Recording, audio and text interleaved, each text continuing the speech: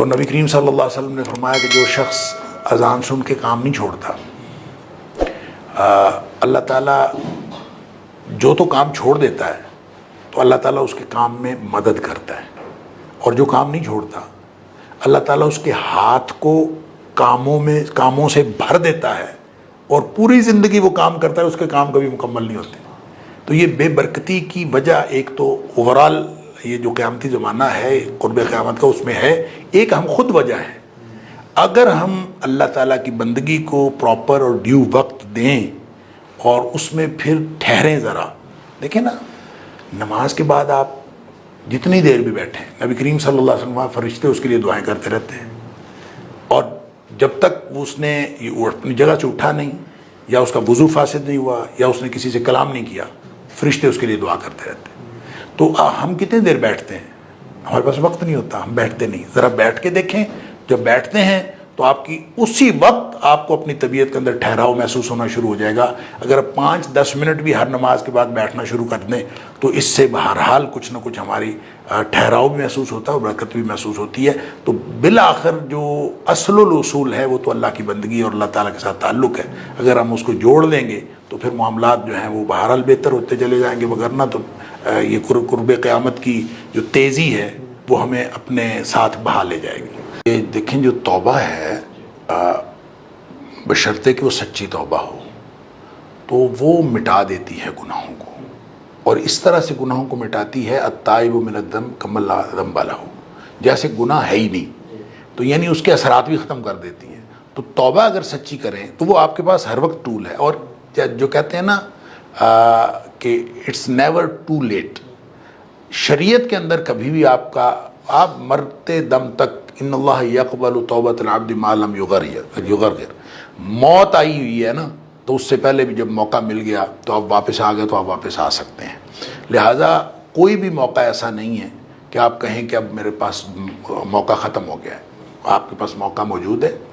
صرف فرق اتنا ہے کہ آپ طے کر لیں کہ اب میں نے واپس آنا ہے، تو واپس آنے کے لیے آپ اللہ کے پاس ہی واپس آئیں گے، اور کہاں جانا ہے آپ نے؟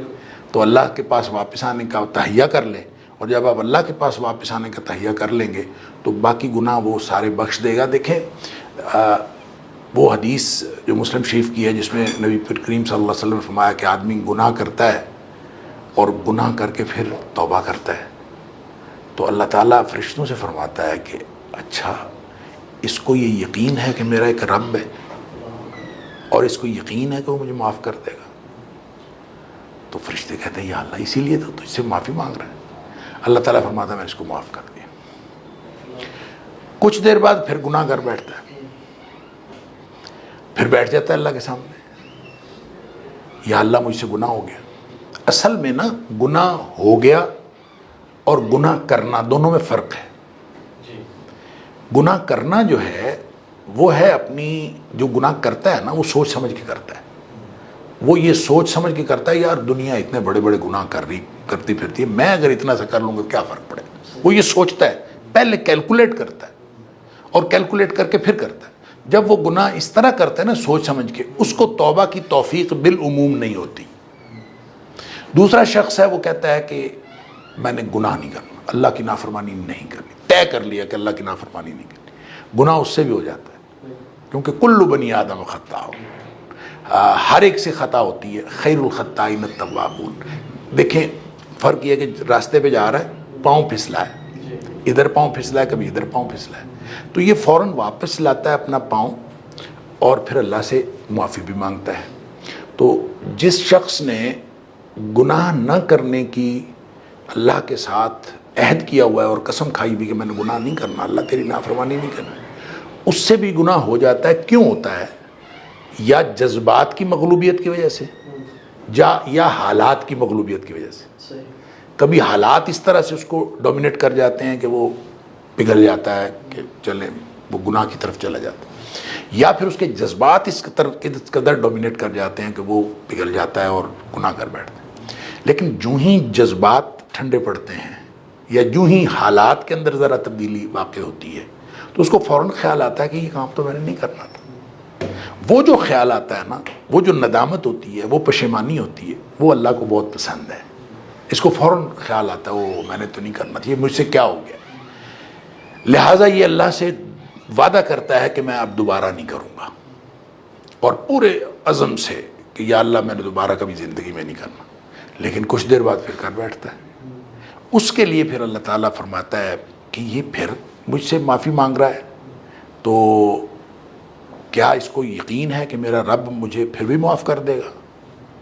تو یقیناً وہ فرشتے کہتے ہیں اللہ تیرے سے مانگ رہا ہے۔ اللہ تعالیٰ فرماتا ہے کہ میں نے اس کو بخش دیا۔ پھر کچھ دیر ٹھہر کے پھر کرتا ہے، یعنی یہ کرتا رہتا ہے، گناہ کرتا ہے، توبہ کرتا ہے، گناہ کرتا ہے، توبہ کرتا ہے، لیکن سچی توبہ کرتا ہے کہ میں نے نہیں کرنا، اس سے گناہ پھر بھی ہو جاتا ہے۔ وہ ہوتا اسی طرح ہی ہے، یا جب جذبات کی مغلوبیت کی وجہ سے یا حالات کی مغلوبیت کی، تو پھر اس کو اللہ تعالیٰ فرما دیتا ہے چونکہ یہ دل سے سچا ہوتا ہے، واقعتاً واپس آنا چاہتا ہوتا ہے، اس لیے پھر اللہ تعالیٰ فرماتا ہے کہ اب یہ ساری زندگی گناہ کرتا رہے اور توبہ کرتے رہے، میں نے اس کو ویسے ہی معاف کر دیا۔ صحیح اللہ اکبر۔ لیکن یہ اس وقت ہے اگر واقعتاً انسان واپس آنا چاہے۔ بہت سارے لوگ کہتے ہیں کہ ہم واپس آنا چاہتے ہیں، چاہ نہیں رہے ہوتے دل سے۔ وہ اس میں دیکھیں پاؤں پھسلا ہے نا، تو پاؤں پھسلا ہے تو آپ اس گند میں اپنے آپ کو انجوائے کرنا شروع کر دے کہ یار یہ پاؤں پھسلنے سے تو مزہ بڑا آتا ہے، تو آپ ہاں انجوائے کرنا شروع کر دو۔ تو یہ نہیں ہے، جو ہی آپ کو سمجھ آئے کہ میرا پاؤں پھسل گیا ہے فوراً واپس۔ اگر اس طرح سے زندگی گزارے، توبہ اصل میں نا زندگی کا منہج ہے۔ نبی پاک صلی اللہ علیہ وسلم کا گناہ کون سا تھا؟ نبی کریم صلی اللہ علیہ وسلم کا تو گناہ تھا ہی کوئی نہیں، آپ بھی توبہ کرتے تھے، استغفار کرتے۔ تو استغفار اور توبہ اصل میں مومن کا منہج ہے۔ مومن اپنی زندگی میں توبہ اور استغفار کرتا رہتا ہے، اور اگر توبہ اور استغفار انسان کرتا رہتا ہے تو درمیان میں جو چھوٹے موٹے گناہ آتے ہیں اللہ تعالیٰ وہ معاف کرتا رہتا ہے۔ تو اصل میں توبہ اور استغفار کی سچائی ہے جو اس کو واپس لے آتی ہے۔ تو اس لیے جو نوجوان یہ سمجھتے ہیں کہ اب جو یعنی شیطان ان کو یہ سمجھاتا ہے کہ اب تو بہت تو نے گناہ کر لیا، اب تو واپس نہیں آ سکتا، تو واپس آنے کا موقع ہر وقت موجود ہے۔ It's never too late. آپ کے پاس ہر وقت موقع موجود ہے، مرنے سے پہلے یہ موقع موجود ہے کہ آپ واپس آ جائیں۔ کیا اللہ کے کیا ولی اللہ سے بھی گناہ ہوتے ہیں؟ کیوں نہیں ہوتا؟ جب کلو بنی آدم خطاؤن ہے تو کیا خیال ہے کہ جو اللہ کے ولی ہیں وہ بنی آدم نہیں ہے؟ جب وہ بنی آدم ہے تو نبی پاک صلی اللہ علیہ وسلم نے فرمایا کلو بنی آدم خطا، ہر ایک خطا کار۔ لیکن اللہ کا کرم ایسا ہے، سبحان اللہ، کیا وہ کتنا ستار العیوب ہے کہ گناہ ہم تنہائی میں کرتے ہیں، اور نیکی پہلی نیکی نماز پڑھنا ہی ہے۔